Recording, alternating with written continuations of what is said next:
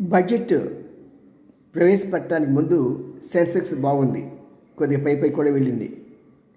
Budget పెట్టినాక బడ్జెట్లో అంశాలు బయటకు వచ్చాక మార్కెట్ కొద్దిగా పతనమైంది, సుమారు 1200 పాయింట్లు నేను రికార్డ్ చేసే సమయానికి. కారణం ఏంటి? దీంట్లో రెండే సమస్యలు ఉన్నాయి.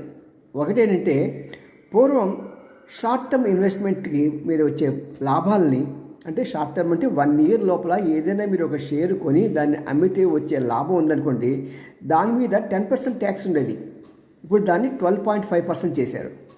రెండోది అంటే, లాంగ్ టర్మ్ ఇన్వెస్ట్మెంట్లో కూడా ఇదివరకు ఏం చేసేవాళ్ళంటే దాని మీద మనకి 15% ట్యాక్స్ ఉంటే దాని మీద 25% ట్యాక్స్ చేశారు.